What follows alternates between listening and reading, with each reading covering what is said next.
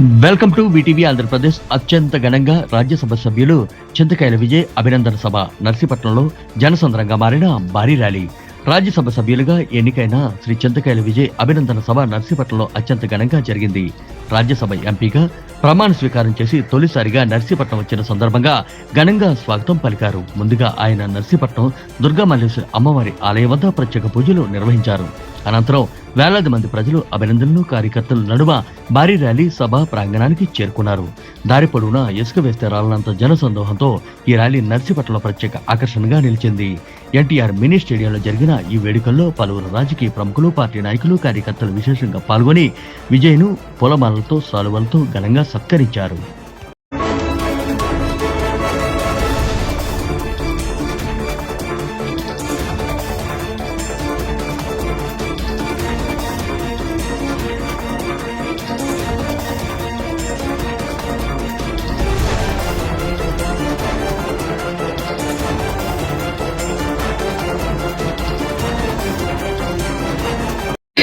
ముహూర్త బలం అని చెప్పి అందరికీ మనం చేస్తాం.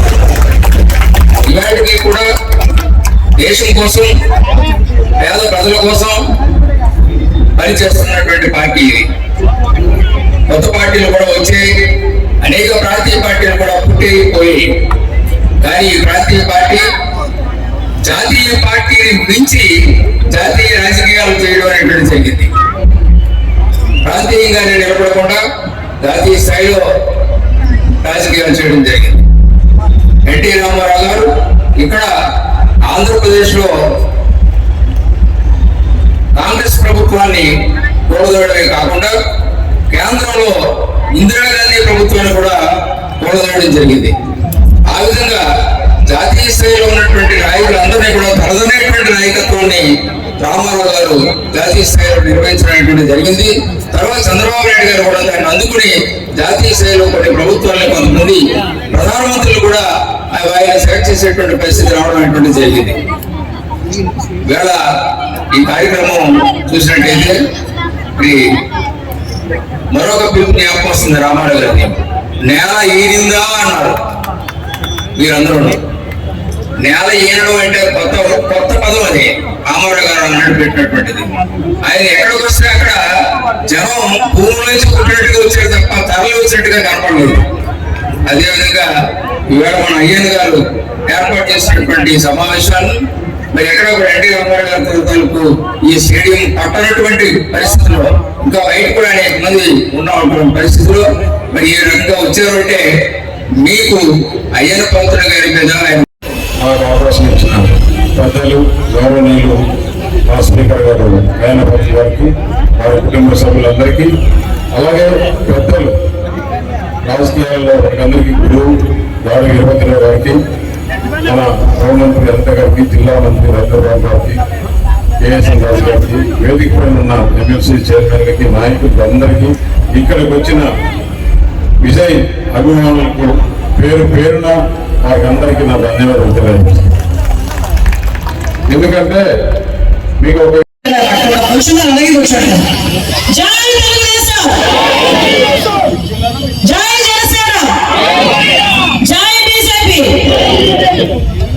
అందరికీ నమస్కారం.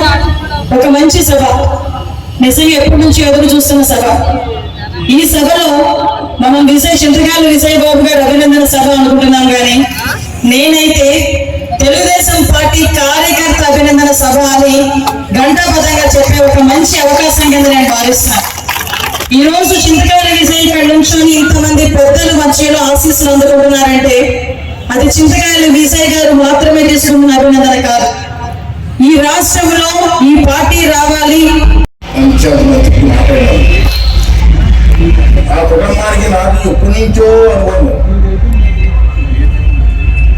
కుటుంబంలో మంత్రి చేసావు, నేను మంత్రి చేసావు, ఇప్పటికీ కుటుంబ సభ్యుల్లో ఇప్పుడు పంపిస్తుంటారు. ఎప్పుడైనా ఫోన్ చేసి బాగున్నారా అడుగుతూ ఉంటారు. ఆడబడతాం.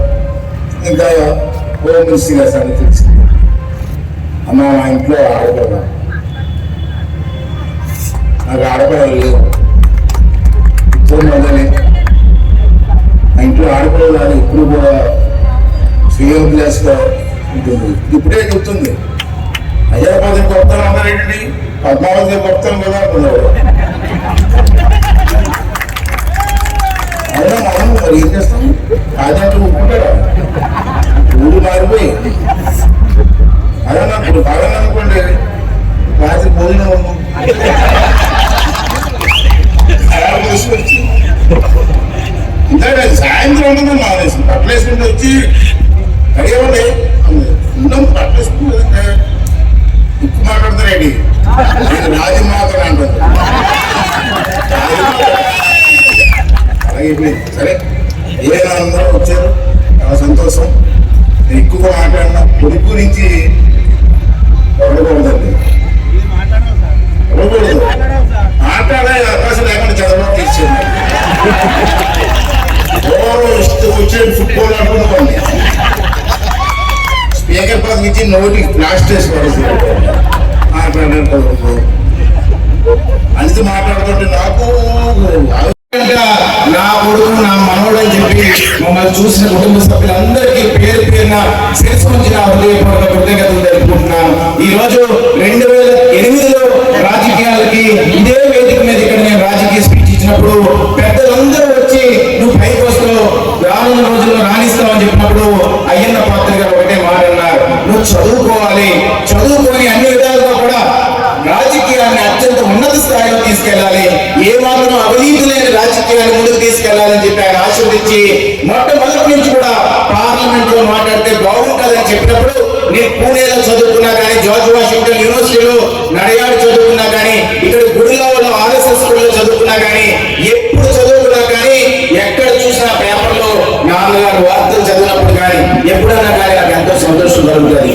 అయితే వీళ్ళందరికంటే ముందు ఈ రోజు నాకు ఈ స్థానాన్ని కల్పించిన పార్టీ, ఈ పార్టీ కండువ నాన్న చెప్తారు, నేను బతుకున్నంత వరకు ఈ కండువ వేసుకునే ఉంటాను, అలాగే ఆ జెండా కప్పుకునే ఉంటానని చెప్తుంటారు.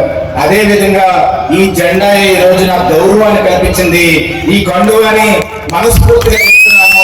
ఎవరైనా ఈ కండువాల జోలికి కానీ కార్యకర్తల జోలికి కానీ వస్తే మా మాటలతో మా లేకపోతే రానున్న రోజుల్లో ఎప్పుడు పోరాడుతూనే ఉంటాము. కార్యకర్తల కోసం